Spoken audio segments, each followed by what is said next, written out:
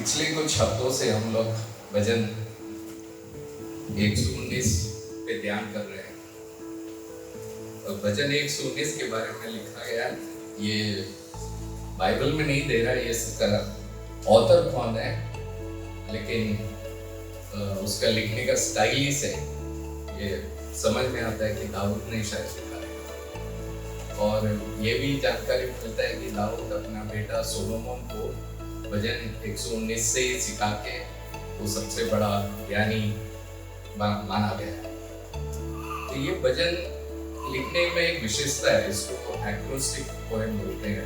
Acrostic मतलब कुछ अक्षर के हिसाब से लिखा है। हिब्रू के 22 अक्षर के हिसाब से ये लिखा गया है और हर एक पंक्ति 8 वर्सेस का है, वैसा 22 into 8 करके 176 वर्सेस है इसमें, सबसे लंबा एक भजन। और आज हम लोग उसके मिडवे में बीच में पहुंचे। ये 11वां और 12वां हमने आज पाठ किया, सब लोग मिलके हमने पढ़ा है। 11वां का वचन हिब्रू भाषा है काफ और 12वां है लामेद। और ये लिखने वाला ऑथर जो भी है भजन का, अगर हम दाऊद भी बोल दिया तो गलत नहीं समझे, कि वो अपना पीड़ा बता रहा है, वो किस तरह से तकलीफ में गिर रहा है। और वाकई में यीशु में आने के, यीशु के पीछे होने से आपको पीड़ा नहीं आएगी, ऐसा कुछ टीचिंग है तो गलत है। सफरिंग, क्योंकि यीशु ने कहा कि वो खुद इतना सफर किया है और यीशु को लोग ने नहीं माना, तो हमारे बारे में भी वचन में लिखा है कि तो यीशु को नहीं माना तो हमको क्यों मानेंगे, हमको भी सताव आ सकती है। लेकिन यीशु के पीछे होते होते वो सताव अच्छा है हमारे लिए, क्योंकि उसका प्रतिफल हमको मिलेगा। हमारी गलती से हमको जो सताव मिलेगा, तकलीफ से बीमारी मिलेगा, उसमें कोई मजा नहीं है। इसलिए हम गलती नहीं करना है। आप ये जो पिछला जो गाना गाए, यीशु के पीछे बार बार गा रहे हैं कि यीशु के पीछे, उसके वचन के अनुसार उसके पीछे भागना है। ये दिल से करो, सिर्फ बार बार बोलने से नहीं होता है। इसलिए वचन पढ़ना जरूरी है, क्योंकि ये सब जानते हैं योना का पहला वाक्य क्या है? आदि में वचन था, वचन परमेश्वर के साथ था और वचन परमेश्वर था। तो जब वचन परमेश्वर था बोलते हैं तो वचन को ध्यान करना ही। और हमारे ये जो पिछले 3 दिन का उपवास में पहला जो आए थे पास्टर कृपा करें, उसने हमें फिर से याद दिलाया कि यीशु को जानना, परमेश्वर को जानना ही हमारा अच्छा एक दौड़ रहेगा पीछे परमेश्वर को।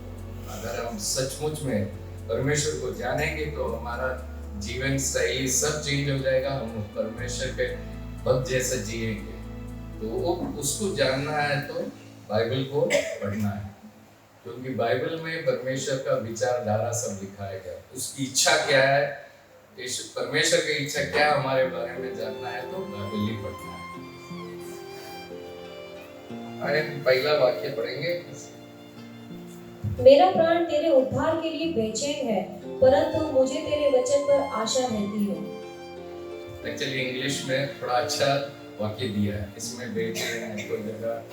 इंग्लिश वाला बताता है कि आई एम फेंटिंग, मतलब बेहोशी की हालत में है। तो यहाँ उसके परमेश्वर का मोक्ष के लिए वो इतना बेहोशी हालत में है, एक वो तड़प दिखा रहा है। दूसरे में दिखा रहा है मेरी आंखें तेरे वचन के पूरे होने की बाट जोहते जोहते धुंधली पड़ गई है, और मैं कहता हूँ कि तुम मुझे कब शांति देगा।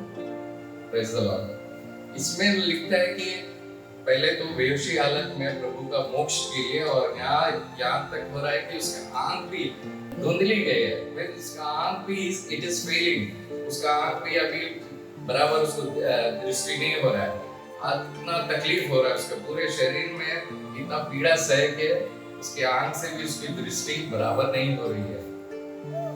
ये वाक्य के दूसरे बाजू में वो जब लिखा है, पहले मैं तेरे वचन की आशा करता हूँ, अभी ये यहाँ लिखता है मैं ये पूछता हूँ कि तू कब मुझे सांत्वना देगा। ये खुद दाऊद, अगर हम लिखेंगे कि वचनकार जो लिख रहा है वो ये क्वेश्चन भी कर रहा है परमेश्वर को, प्रश्न भी कर रहा है, और ये बातें वो आपस में एक दूसरे से नहीं बात कर रहा है, ये परमेश्वर की ओर ही उसका बातें हैं। तो यहाँ जब उसको सताव आता है, सफरिंग आता है, तो किससे बात कर रहा है? आजू बाजू जाके भाई बहनों के साथ नहीं बात कर रहा है, परमेश्वर के पास वो अपना परेशानी रखता है। तीसरा है क्योंकि मैं धुएं में की कुप्पी के समान हो गया हूँ, तो भी तेरी विधियों को नहीं भूला। ये कुप्पी के समान जो बोला है वो है ना, अभी का जमाने में कोई यूज नहीं करता है। ये पुराने जमाने में तभी बोतल, प्लास्टिक की बोतल, ग्लास की बोतल ऐसा नहीं रहता था। तो वाइन जो बनाता था उसको रखने के लिए बछड़े का चमड़ा उसके अंदर वो वाइन को संभाल के रखते थे, और बछड़े के चमड़े में रखने के बाद एक बार उसका इस्तेमाल हो जाता था फिर वो काम में नहीं आता था। तो वो कहाँ रखते थे? तो अपना किचन में किधर लटका के रख देते हैं, और जब आग लगाती है तो खाना वाना बनाने के समय जो धुआं सब उठ के उसको जाके चिपकता था और काला हो जाता था। तो ये चमड़ा जो एक बार यूज होने के बाद उसमें क्रैक्स आने लग जाते थे। तो वो बता रहा है मेरा शरीर अभी उसके जैसा हो जाता है। तो मतलब वो फिर बाद में वापस से वाइन उसके अंदर डालने के लिए उन लोग यूज नहीं करते हैं, वो यूजलेस हो जाता है। जो चमड़े का जो बैग बनाया था बोतल के जैसे उसमें काम का, एक बार उसका काम हो जाता है तो वो यूजलेस हो जाता है। तो आज उसका स्थिति वो बता रहा है कि मैं भी यूजलेस जैसा पड़ा हूँ। और यीशु ने भी कहा है कि नया जो वाइन है ना बनते हैं, वो नया वाइन स्किन के अंदर ही डालते हैं, जूना वाले में डालेगा तो वो फट जाएगा, वेस्ट हो जाएगा। तो यहाँ इसका अवस्था वो बताता है कि मैं उसके जैसा हूँ जो जूना फटने वाला जैसा, मैं यूजलेस हूँ, मैं काम का नहीं हूँ। यहाँ ये इसका एक और रुलावट है। तेरे दास के कितने दिन रह गए हैं, तू मेरे पीछे पड़े हुओं को दंड कब देगा? Praise the Lord. उसकी तकलीफ इतने बढ़ गए हैं कि वो खुद पूछ रहे हैं परमेश्वर को और कितना दिन बाकी है मैं इस धरती में जीऊंगा। इसके साथ 87 भी जरा पढ़ना। वे मुझको पृथ्वी पर से मिटा डालने पर थे, परंतु मैंने तेरे उपदेशों को नहीं छोड़ा। मतलब इस धरती से उसको हमेशा के लिए निकालने का भी प्लानिंग कर रहा है। ये कौन लोग हैं? 85 में दिया है, अभिमानी जो तेरी व्यवस्था के अनुसार नहीं चलते, उन्होंने मेरे लिए गड्ढे खोदे हैं।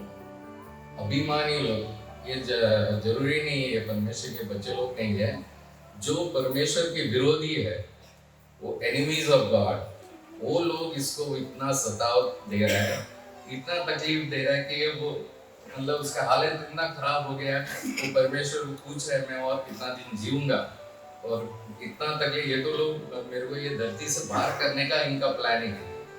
86 में लिखता है, तेरी सब आज्ञाएं विश्वास योग्य है, वे लोग झूठ बोलते हुए मेरे पीछे पड़े हैं, तू मेरी सहायता कर।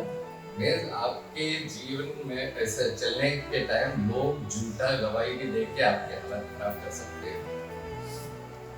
इसमें एक यहाँ परमेश्वर का दास जो परमेश्वर की ओर अपना कंप्लेंट्स दे रहा है, आजू बाजू गया नहीं है। एक सिस्टर आके मेरे को पूछा था, तू मेरे को पहले जैसा प्रार्थना करने को नहीं हो रहा है, ये पहला तो मैं बहुत सारा प्रार्थना करती थी, अभी क्यों नहीं हो रहा है? ये सब हमको आसपास पूछ के कुछ फायदा नहीं, परमेश्वर से ही पूछना है आज मेरी ये अवस्था क्यों? क्योंकि यहाँ ये दाऊद ही मेरे मुंह में आता है कि वो बोल रहा है कि मेरी ये अवस्था है अभी और मैं मरने तक का आ रहा हूँ, कब तक जीऊंगा वो भी क्वेश्चन करता है। लेकिन उसको दिख रहा नहीं है चांस, लेकिन इसके हर एक जो वो परमेश्वर की ओर क्वेश्चन करता है, प्रश्न करता है, उसके साथ वो एक आशा भी दिखा रहा है, क्योंकि ये वचन पे विश्वास करने वाला एक पुरुष है। पहले उसमें लिखा, मैं तेरे वचन की आशा करता हूँ। उसको परमेश्वर के हर वचन पे भरोसा है। दूसरा, तू कब मुझे सांत्वना देगा?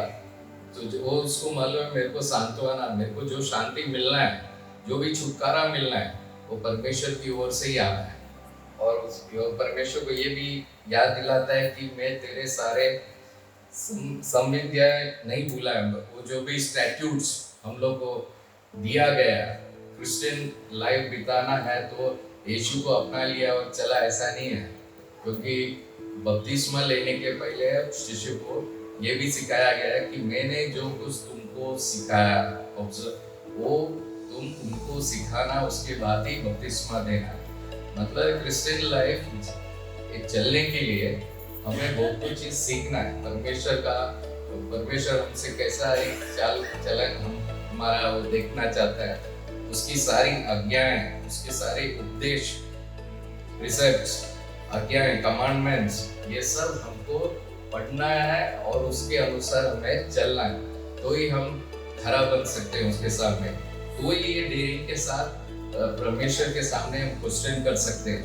नहीं तो हम परमेश्वर को क्वेश्चन कर ही नहीं सकते। हम अपने हिसाब से चलते हैं इस दुनिया में। हमारे मन जो हमको प्रभु यीशु में आज़ादी मिला है, उसने आज़ाद दिया है, तो दुनियादारी के लोगों के जैसा रहने के लिए नहीं दिया है। हमें मसीह जीवन बिताना है तो मसीह के वचनों के आधार पे ये करना है। हमारा फाउंडेशन मसीह के नींव जो वचन दिया है उसके ऊपर ही हमें चलना है।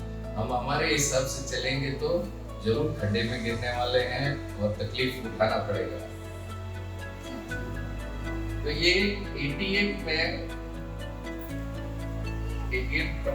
अपनी करुणा के अनुसार मुझको जिला, तब मैं तेरी दी हुई चितौनी को मानूंगा।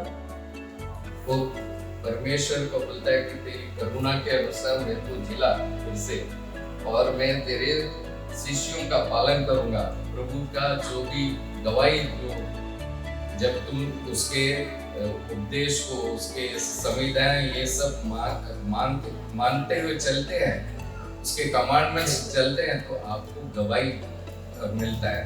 परमेश्वर का गवाही बनना ही हमको आदेश मिला है। यीशु का गवाही आपका हर एक जीवन के टाइम पे आपको यीशु का अच्छा गवाह बन के जीना है। लोग आपको देखेगा तो एक सामने वाला जॉन नहीं, ये तो पहला वाला जॉन नहीं है, कुछ अलग ही दिखता है।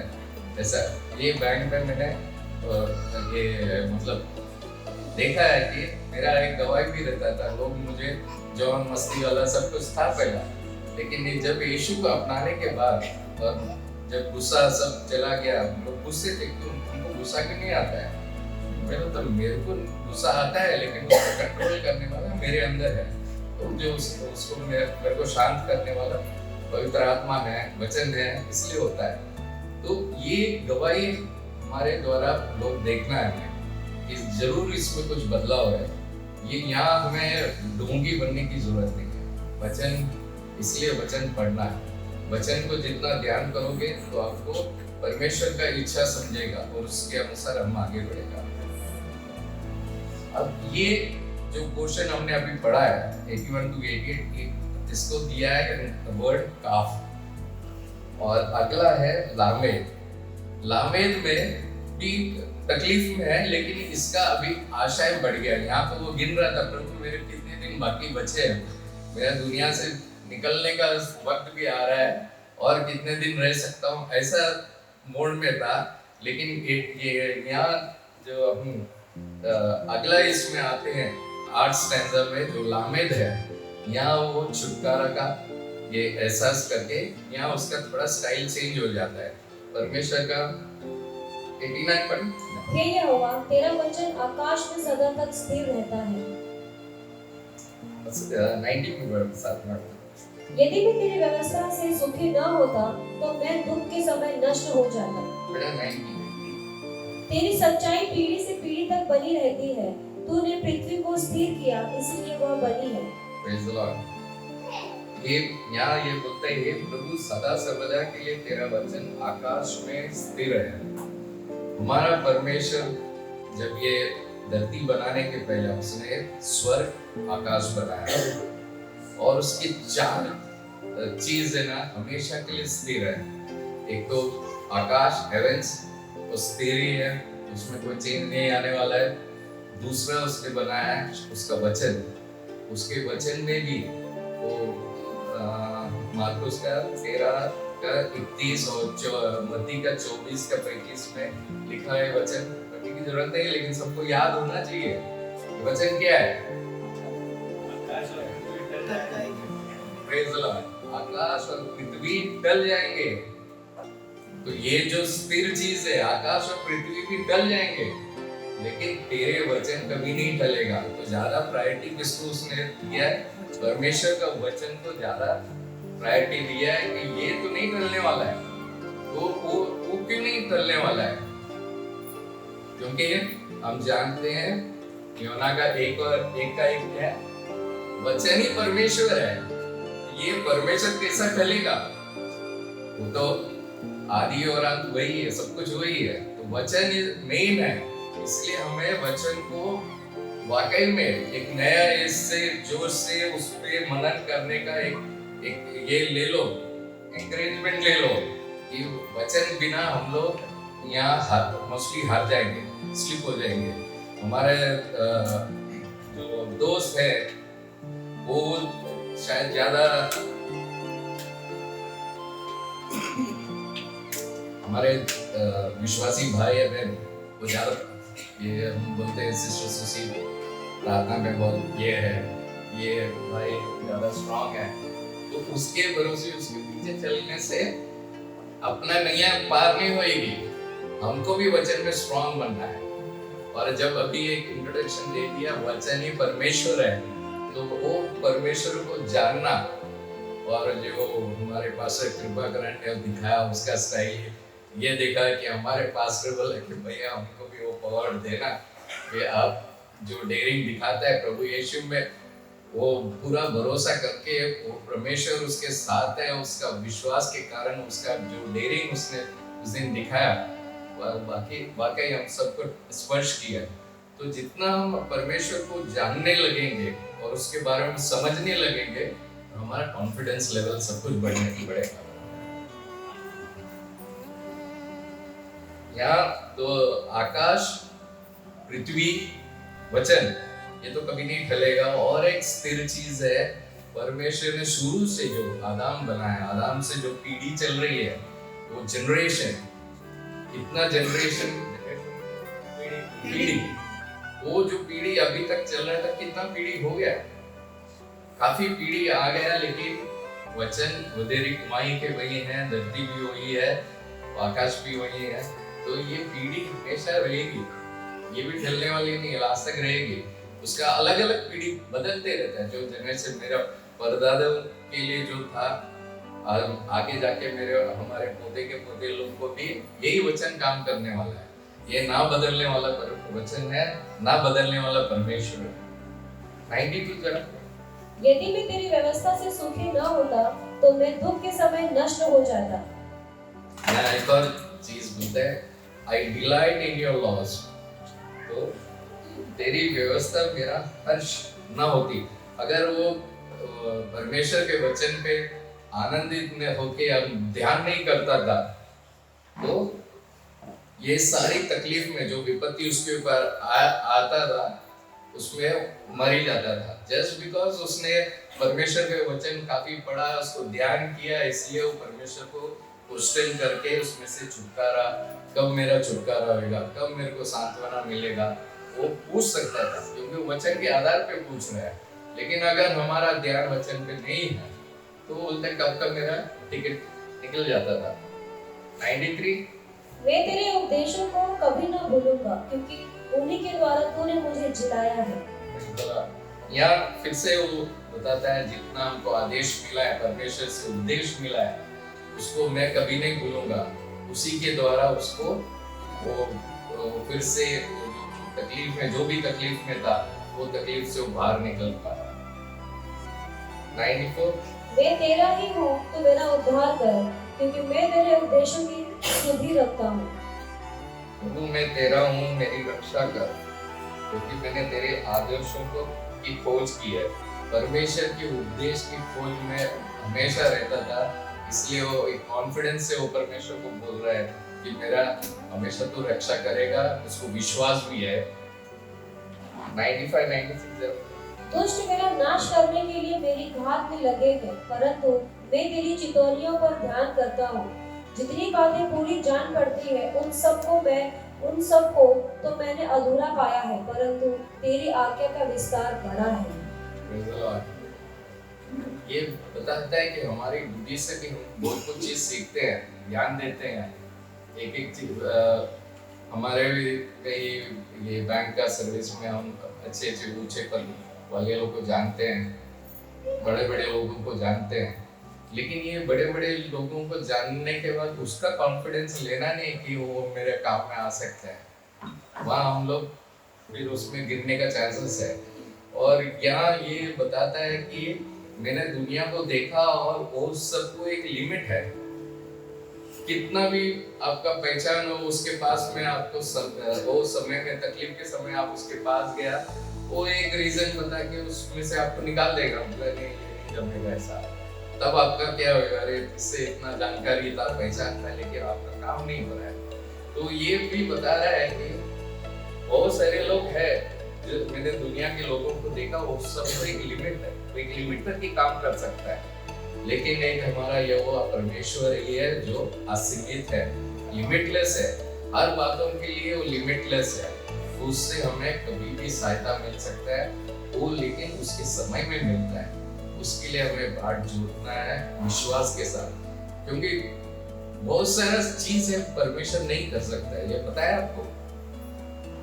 बहुत सारा चीज परमेश्वर को दिक्कत होती है करने के लिए। क्या है पता है? परमेश्वर झूठ नहीं बोलता है, परमेश्वर को खुद का स्तुति नहीं करने बोलता है, वो ही कैनॉट डिनाई हिमसेल्फ। परमेश्वर अपना क्या बोलते हैं, नकार नहीं सकता है। वो खुद को मतलब जो है वो है, तो शुरू में मैं हूँ सो हूँ। तो परमेश्वर को किसी का प्राण बचा नहीं सकता है अगर वो प्राण में कृपा और यीशु का विश्वास नहीं रहेगा, तो बचा नहीं सकता है। अगर आपने परमेश्वर का कृपा और यीशु का विश्वास को अपनाया तो ही आपका प्राण बच सकता है। परमेश्वर ऐसे ही ऑटोमेटिक ऐसे बच गया, इसको बचा उसको बचा, ऐसा नहीं करता परमेश्वर। इसलिए परमेश्वर का इच्छा होने के बाद ही हम परमेश्वर का संतान बन सकता है। वो ऐसा टाइम लाएगा, किसी के बोलने से ये करेगा, तब हमारे अंदर वो विश्वास जागेगा और परमेश्वर का कृपा का हाथ ऊपर आएगा, कोई हमारा प्राण बच सकता है। ये भी एक परमेश्वर ऑटोमेटिकली नहीं करता है, वो जब तक हमारे पास परमेश्वर का कृपा और उसका विश्वास बना रहता है, वही परमेश्वर हमको बचाता है। आज स्टोरी क्या है, विश्वासी लोग देखेंगे तो दो टाइप का, एक हमने सुना है कि स्टेट्स में और यूके में सब कुछ प्रॉस्पेरिटी के बारे में ज्यादा प्रचार होता है, सफरिंग्स के बारे में हम लोग बात ही नहीं करता है। चर्च में ये रोने धोने का ये सब नहीं रहता है, हमेशा उनका जय वाला सब कुछ परमेश्वर उनको जय दिलाने के लिए गया, वो प्रॉस्पेरिटी के हिसाब से। कोई तकलीफ नहीं हुआ, कोई बीमार नहीं रहता है, सब मजे में रहता है। लेकिन एक और सेक्शन है जैसा ईस्ट में, हमारा चाइना में, ऐसा बहुत सारे जगह में वहाँ सफरिंग्स को ज्यादा लेके बात करते हैं। तो पीड़ा आता ही है उनको, हमको कोई पीड़ा नहीं है ऐसा बोलना नहीं, पीड़ा आती है। वो प्रभु यीशु ने कहा, उसने इतना सताव सहा तो तुम लोग को भी सताया जाएगा, लेकिन हमें धीरज नहीं छोड़ना है। ये सब आज ये दाऊद ने जो ये भजनकार ने जो लिखा है उसके पीड़ा में, उसके साथ साथ उसने एक वचन का आशा वाला वचन भी साथ में रखा है कि ये सब तकलीफ है, लेकिन मैं तेरे वचन पे विश्वास करता हूँ। मैं तेरे उपदेश को याद रखता हूँ, तेरे हर संविधान स्टैट्यूट्स का भी ध्यान करता हूँ, और मैं खुश होता हूँ तेरे हर एक लॉस में, नियम में मैं आनंद लेता हूँ। ये कब आनंद ले सकता है? जब हम एक समय निकाल के बाइबल पढ़ने लगेंगे। तो आज का इस वचनों से मैं आप सबसे निवेदन करता हूँ, फिर से बाइबल को लगातार पढ़ने के लिए एक शुरू करो। जितना वचन पढ़ेगा वो वचन हमको हमारी मदद करेगा। वचन ही परमेश्वर है, तो हम परमेश्वर को जानना है तो बाइबल में हमें ज़्यादा समय गंवाना है।